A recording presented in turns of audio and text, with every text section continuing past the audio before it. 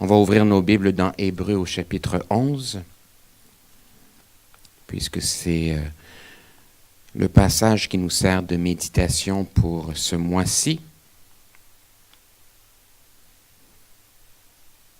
Et je vais relire pour vous du verset 1 jusqu'au verset 6.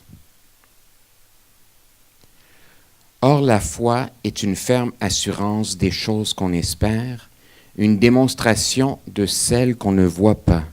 Pour l'avoir possédée, les anciens ont obtenu un témoignage favorable. C'est par la foi que nous reconnaissons que le monde a été formé par la parole de Dieu, en sorte que ce qu'on voit n'a pas été fait de choses visibles.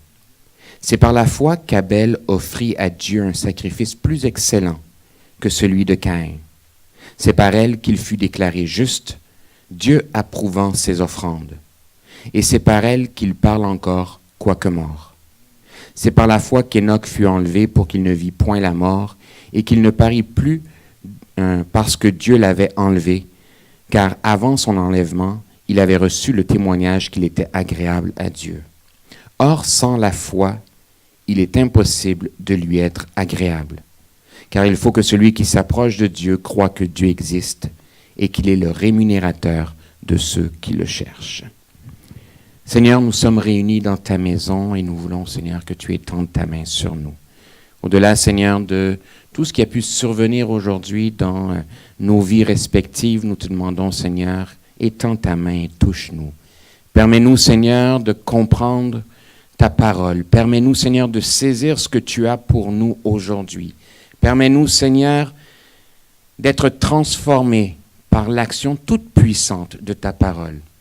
Hier, nous avons vu, Seigneur, que ta parole a créé le monde et tout ce qu'il renferme. Nous savons, Seigneur, que ta parole est toute puissante et qu'elle peut encore aujourd'hui apporter les changements, les transformations dont nos vies ont besoin. Alors aujourd'hui, je prie pour ma sœur, je prie pour mon frère, je prie pour moi-même, Seigneur, que ta parole fasse son effet en chacun d'entre nous. Et que lorsque nous sortirons dans quelques instants, nous ayons été touchés par elle, transformés par elle. Arrose déjà cette parole par ton esprit, afin, Seigneur, qu'elle trouve un terrain qui t'est propice, à travers lequel elle peut croître et porter un fruit dans l'éternité, qui t'est pour toujours agréable. Donc nous te bénissons de ce que tu nous rassembles aujourd'hui, et nous te bénissons pour ce que tu vas faire parmi nous. Nous t'avons prié en ton nom, Jésus. Amen. Je relis pour vous le verset 4. C'est par la foi qu'Abel offrit à Dieu un sacrifice plus excellent que celui de Caïn.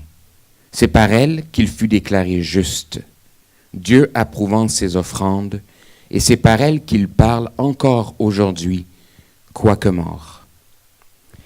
On connaît tous l'histoire d'Abel et Caïn, mais je vais me permettre de vous faire un petit compte-rendu bref des grandes étapes que la Bible nous enseigne sur la vie de ces deux personnages. En fait, Adam et Ève ont eu plusieurs fils, mais notamment Caïn et Abel. Caïn étant l'aîné, Abel étant son cadet. Caïn veut dire celui qui fabrique, celui qui fait. Et Caïn était un cultivateur. Abel, de son côté, le prénom veut dire vanité, et lui était un berger. Il s'occupait des troupeaux qui lui étaient mis en charge. Chacun, à un moment donné, vont se présenter devant Dieu. Les deux connaissent le Seigneur.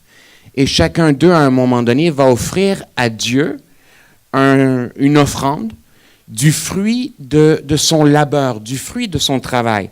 Alors, Abel va amener un agneau sans tache, parmi les plus beaux dans son troupeau, alors que Caïn, de son côté, va ramasser des fruits qu'il va présenter devant Dieu. Et la parole de Dieu nous dit que l'Éternel va porter un regard favorable sur Abel et sur son offrande, mais qu'il ne portera pas un regard favorable sur Caïn et sur son offrande à lui. Caïn, voyant la scène, se vexe et s'emporte du fait qu'il n'a pas été trouvé favorable devant le regard du Seigneur. Mais Dieu va lui expliquer, et ça on le trouve dans Genèse au chapitre 4, dans lequel on va revenir tout à l'heure, Dieu va lui expliquer que s'il agit bien, s'il fait attention, certainement son visage va remonter. Et dans cette expression, avoir le visage qui remonte, c'est avoir le visage qui se réjouit. Donc Dieu est en train de lui dire, si tu agis bien, il y a encore une chance pour toi que ton visage ait l'allure de quelqu'un qui a été approuvé. Mais Caïn n'est toujours pas content. Dieu va même lui dire, fais attention, parce que le péché campe à ta porte. Et qu'il est poussé vers toi, il est attiré vers toi, mais domine sur le péché. Caïn fait fi des avertissements de Dieu, et on nous dit qu'il va se retrouver dans un champ avec Abel, et après une discussion avec Abel, et le mot discussion ici, c'est plus une dispute qu'autre chose, il va assassiner son frère. Le premier meurtrier et le premier mort d'un assassinat de l'histoire de l'humanité. Dieu va s'approcher de Caïn et va lui demander, mais où est ton frère? Et Caïn va avoir cette phrase qu'on connaît tous, mais est-ce que je suis le gardien de mon frère? Dieu ne va pas lui dire oui, ne va pas lui dire non, mais il va lui dire, regarde, le sang de ton frère qui coule sur cette terre est monté jusqu'à moi et il crie jusqu'à moi. J'entends le cri qui s'élève par le sang de ton frère. Dieu va condamner Caïn, il va le chasser, un peu comme c'était arrivé avec Adam et Ève, il va les chasser vers des territoires moins fertiles. On se rappelle, Adam et Ève, on les chasse du jardin d'Éden, ils se mettent à cultiver la terre. Dans le cas de Caïn, on va lui dire, non seulement tu vas être obligé de cultiver la terre, mais tu vas même aller la cultiver dans des endroits qui sont beaucoup moins propices que celui dans lequel tu te trouves aujourd'hui. Caïn craint pour sa vie, a peur que les gens le remarquent et l'assassinent à son tour. Il n'avait comme pas de vergogne à assassiner son frère, mais lui avait peur qu'il se passe la même chose dans son cas. Et Dieu va lui dire, regarde, je vais faire quelque chose pour toi. Je pose une marque sur toi. La Bible ne nous dit pas c'est quoi la marque. On sait juste que lorsque les gens allaient le voir, on allait savoir que c'était Caïn. Et Dieu va dire, et cette marque-là va interdire aux gens de te faire des torts, de t'assassiner. En fait, il lui promet même, si on t'assassine, je demanderai 7 autres vies en compensation. Donc, si on t'assassine, moi, je vais tuer 7 autres hommes. Et Caïn part. Cette histoire de Caïn et d'Abel, souvent, elle est difficile à comprendre. Je suis convaincu que, comme moi, vous avez déjà eu la pensée, mais comment Caïn savait ce qui était acceptable comme offrande devant Dieu et ce qui n'était pas acceptable? Et lorsqu'on pose cette question-là, on se dit en même temps, jusqu'à un certain point, il y a peut-être un peu d'injustice. Au moins, à l'époque de la loi, on se dit, les choses étaient claires. Avec Moïse, quand les 10 commandements sont donnés, quand les tables de la loi sont données, au moins on sait où s'en tenir. Mais on se dit, mais Caïn, il donne une offrande à Dieu et Dieu la rejette. Pire encore, lorsqu'on regarde l'histoire du peuple juif, on se rend compte que lorsque les lois concernant les sacrifices vont être établies, il y a une offrande qui n'est pas avec des animaux. Il y a l'offrande des pains sans levain, où on va ramasser la culture de notre blé ou de nos céréales, on va faire des gâteaux qu'on va présenter à Dieu. Donc, à l'époque de Moïse, c'est tout à fait correct d'offrir à Dieu une offrande qui n'est pas faite d'un animal qu'on a sacrifié. Et c'est là notre problème. Notre problème, pour bien comprendre ça, c'est qu'on pense que l'offrande d'Abel a été acceptée parce qu'il y a eu la mort de bêtes, alors que chez Caïn, ça a été des offrandes végétales qui ont été données à Dieu. Mais la raison pourquoi Dieu a refusé l'offrande de Caïn, c'est pas parce que c'était des céréales qui lui avaient été offertes.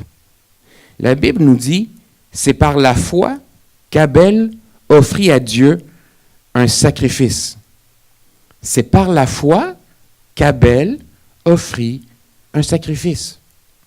C'est la grosse distinction qu'on peut connaître entre Abel et Caïn. On nous dit d'Abel que c'est par la foi qu'il a offert un sacrifice. Au moyen de la foi, Abel a offert un sacrifice. À cause de sa foi, Abel a offert un sacrifice. Et je vous rappellerai le nom de Caïn. Celui qui fait, celui qui fabrique.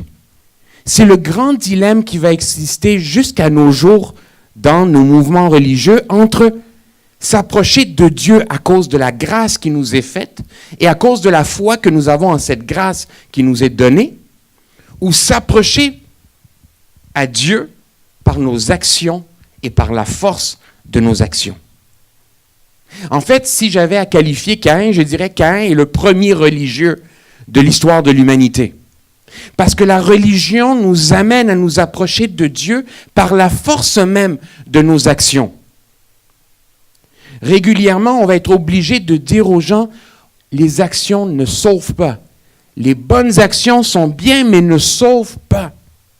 Et ici, la grande différence entre Caïn et Abel, c'est qu'Abel va se présenter devant Dieu avec foi. Abel va se présenter devant Dieu avec foi, alors que Caïn va se présenter devant Dieu simplement avec le fruit de ses actions. Et c'est là que ça frustre Caïn. Et c'est là où les religieux, on est souvent frustrés. Parce qu'on se dit, j'ai fait telle chose, j'ai fait telle chose, j'ai fait telle chose, et Dieu n'a pas répondu.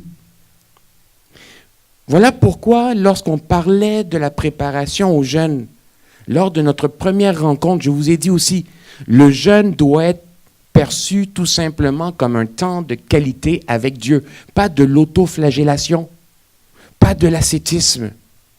Mais régulièrement, en tant que bon religieux, on tombe dans le même piège que Caïn, où on essaie de justifier la grâce de Dieu en la méritant par nos actions. Abel a été accepté à cause de sa foi. Pour ceux qui disent, ouais, mais Caïn ne savait pas ce qui était une bonne offrande, il ne savait pas ce qui était bien devant Dieu et ce qui était mauvais. Une autre erreur qu'on fait, quel est le fruit qu'Adam et Ève ont mangé? Non, ce n'est pas la pomme. On qualifie la pomme aujourd'hui dans les films, puis tout ça, on présente une pomme, mais c'est le fruit de l'arbre de la connaissance du bien et du mal. Donc, lorsque je mange du fruit de l'arbre de la connaissance du bien et du mal, je viens donc à connaître le bien et le mal. Adam et Ève, à partir de ce moment-là, et tous leurs rejetons, ont aussi connu le bien et le mal. Voilà pourquoi le péché, Dieu va pouvoir dire à Adam, regarde, le péché campe à ta porte. Il n'est pas en train de lui parler de quelque chose qu'Adam ne connaît pas. Il parle d'un mot précis qu'Adam connaît, un mot précis que Caïn connaît. Pourquoi? Parce que ses géniteurs ont mangé de l'arbre du fruit de la connaissance de la connaissance du bien et du mal. Donc Caïn, de par le péché de ses parents, était maintenant lui-même atteint de la connaissance du bien et du mal. Voilà pourquoi Dieu pouvait lui dire, regarde, le péché campe à ta porte, et il savait exactement de quoi Dieu lui parlait. L'erreur que Caïn va faire, c'est la même erreur que sur laquelle Jésus va exhorter ses disciples plus tard, en disant, lorsque tu t'apprêtes à donner une offrande, mais que tu sais que ton frère a quelque chose contre toi, laisse là ton offrande, va régler la chose. Dieu disait la même chose à Caïn. Regarde, cette fois-ci, ton offrande, je ne l'ai pas acceptée. Règle la chose et assurément, ton visage va remonter. Assurément, si tu fais attention, la prochaine fois, j'accepterai ton offrande.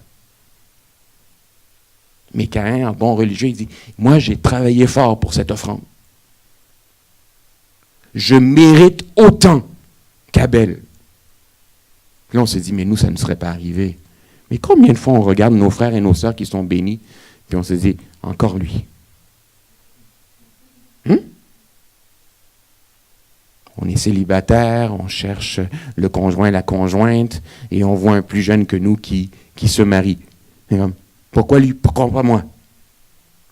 On a travaillé fort à l'école, on a eu notre diplôme, on a donné nos CV un peu partout, et on ne trouve pas le boulot. Et on sait que celui qu'ils ont engagé à notre place est moins bon que nous. Mais régulièrement, notre relation avec Dieu, sans qu'on y fasse attention, elle tombe dans le même mode que Caïn. Alors que Abel s'est présenté en raison et armé strictement de sa foi. Et c'est là la grande différence entre Caïn et Abel. Le sacrifice qui est issu de la foi qu'Abel va présenter, un sacrifice qui est issu des actions que Caïn va présenter. Abel va s'approcher de Dieu avec sa foi, Caïn va s'approcher de Dieu avec ses actions. On nous dit c'est par la foi qu'il fut déclaré juste, Dieu approuvant ses offrandes.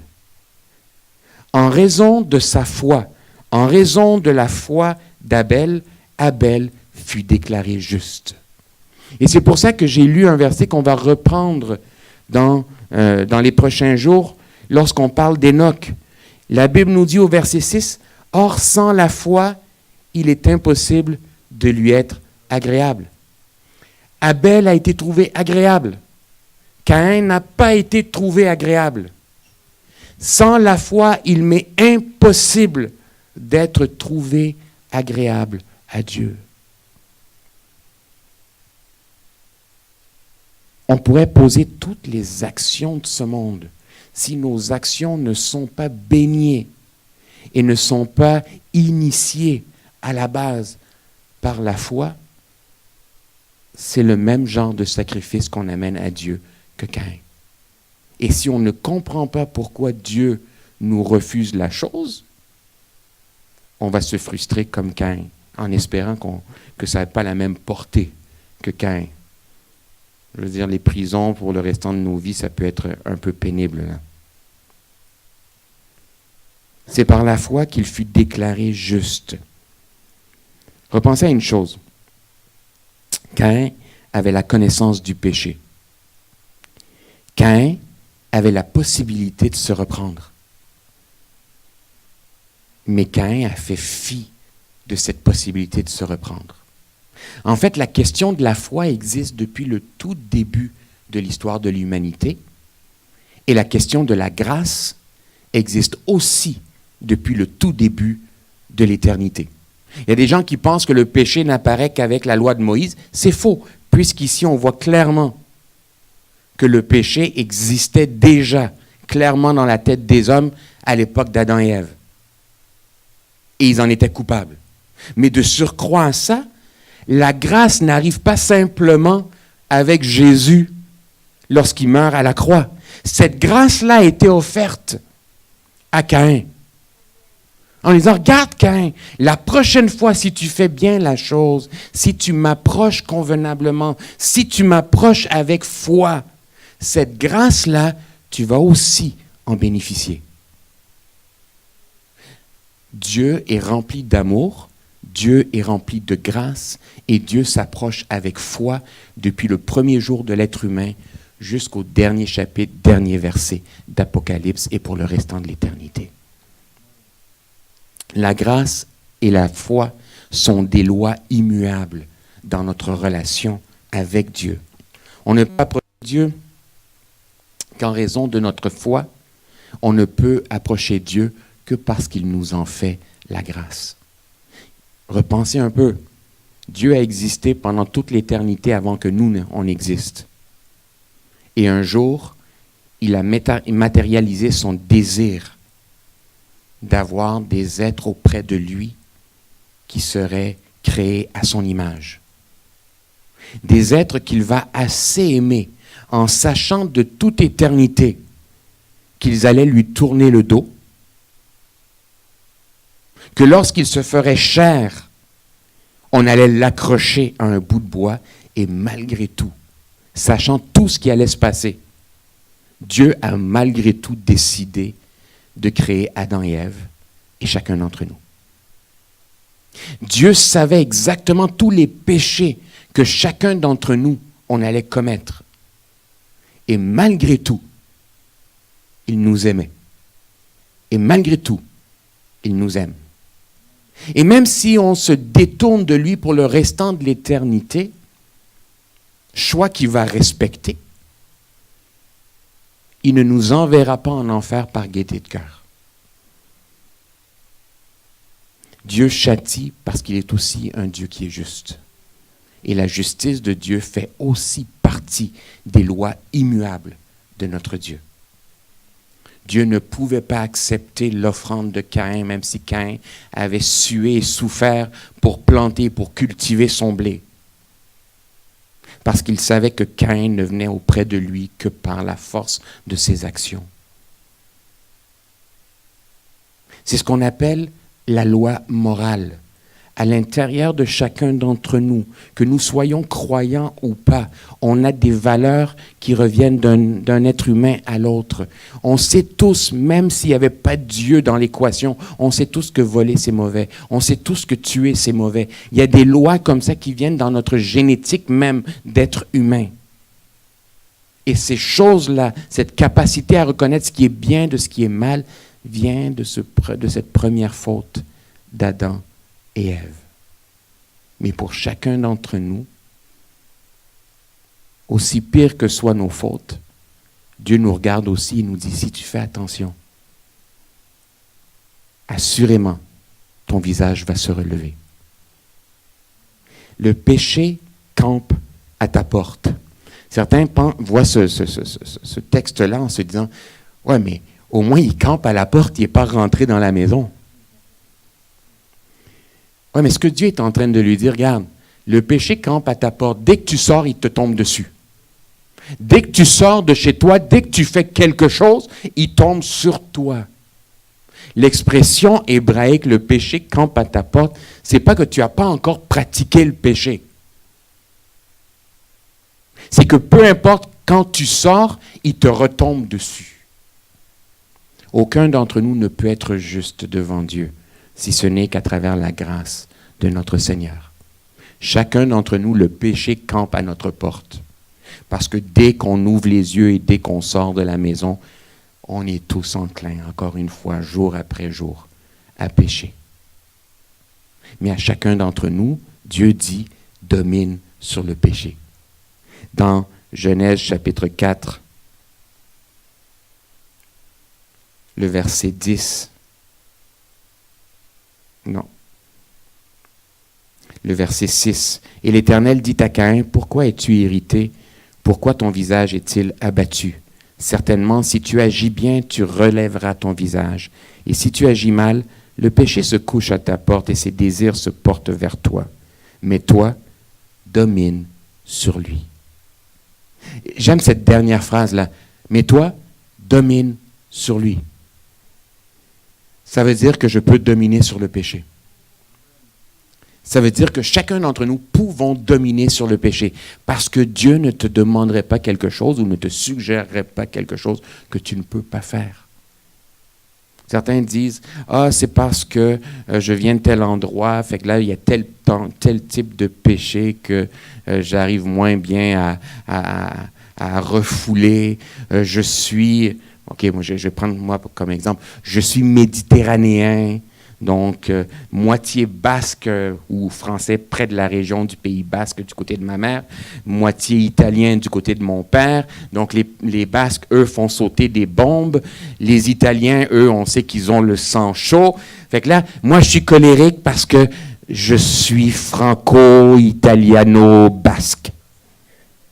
Je ne peux pas présenter un tel argument devant Dieu, là.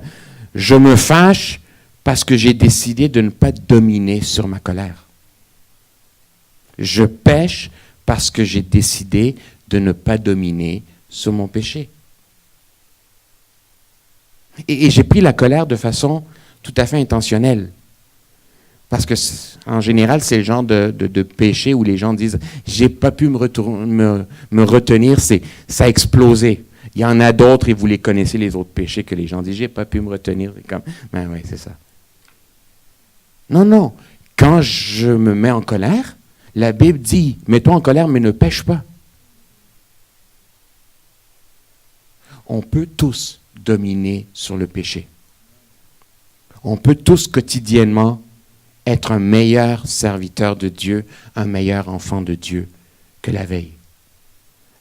Caïn avait cette possibilité-là et Caïn l'a refusé. Il y a pire encore que Caïn.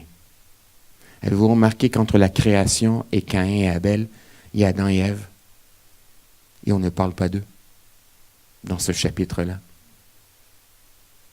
C'est quand même terrible de penser que le premier homme, la première femme, on ne parlera plus d'eux que pour le péché qu'ils ont commis. C'est quand même terrible. Pourquoi d'autres personnages bibliques n'ont pas été mentionnés, simplement ces héros de la foi qu'on voit dans le chapitre 11? Je ne le sais pas. Mais moi, de ne pas avoir Caïn, de ne pas avoir Adam et Ève, en bon québécois, je trouve ça poche. Mais comme, tu pourrais être le tout premier. Et ce qu'on va retenir de toi pour le restant de l'éternité, c'est que tu as été le premier à flancher.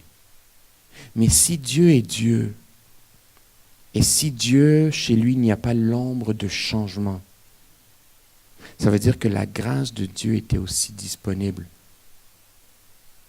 pour Adam et Ève. Mais ils ne l'ont pas utilisée.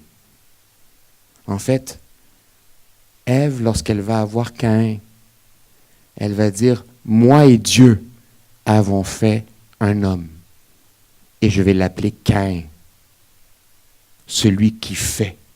Elle dit, moi et Dieu, on a fait un homme. Ève a encore le même problème que lorsqu'elle a mangé le fruit de l'arbre, qui était, ça me tente d'être égal à Dieu. Et lorsqu'elle a son premier fils, elle le nomme Caïn, parce que dans le partenariat, elle et Dieu, et elle ne parle même pas d'Adam, hein, c'est elle et Dieu. On a fait Caïn. Je prie que cela nous serve de leçon. À un moment donné, j'ai eu à côtoyer certaines personnes et je me suis rendu compte que de certaines personnes, on apprend quoi faire. Il y a des personnes que Dieu place sur ta route, tu les regardes et tu dis, je vais être son imitateur parce que ce qu'il fait, il le fait bien. Et voilà pourquoi Paul va dire, soyez mes imitateurs comme moi-même, je suis imitateur de Christ. Mais il y a des gens sur notre route aussi, desquels on apprend quoi ne pas faire. D'Abel, on apprend quoi faire. De Caïn, on apprend quoi ne pas faire. Qu'on puisse retenir que je ne peux pas approcher Dieu et je ne pourrais pas être trouvé agréable à Dieu si la foi n'est pas active. Et on se rappelle de quelle foi on parle là. On ne parle pas de la foi pour obtenir les bonus, puis gagner à la loterie, puis avoir tel cadeau et tel autre cadeau. La foi qui fait qu'on sait que notre Dieu est la seule source de salut pour nous. La foi qui fait que je crois que sa parole est vraie et que je crois que ce qu'il demande de moi est ce que je dois lui rendre. Alors Abel s'est approché de Dieu en offrant à Dieu ce qui plaisait à Dieu. Caïn a voulu forcer sa volonté à Dieu. Il savait ce qui était bien, il savait ce qui était mal. Il a dit, Seigneur, tu vas recevoir ce que je te donne, point à la ligne. Combien de fois on fait ça? Combien de fois on agit comme ça et on se dit, Seigneur n'a qu'à se satisfaire. On rend même la chose un peu plus poétique et on dit, le Seigneur est amour. Il comprend. Ah, il a compris. Il a compris. Il a compris Caïn. Puis il a dit, la prochaine fois, tu feras certainement mieux si tu fais attention. On a encore une journée devant nous. On a peut-être encore une année devant nous. On a encore peut-être une décennie devant nous. On n'a probablement pas un siècle devant nous pour aucun qui est ici. Mais on a encore un restant de vie devant nous. Assurons-nous d'offrir à Dieu un sacrifice qui fait que je sois acceptable et trouvé favorable devant Dieu. Est-ce que vous comprenez un peu mieux Caïn et Abel aujourd'hui? Gloire à Dieu. Alors que ça nous serve d'enseignement. Amen. On va prier.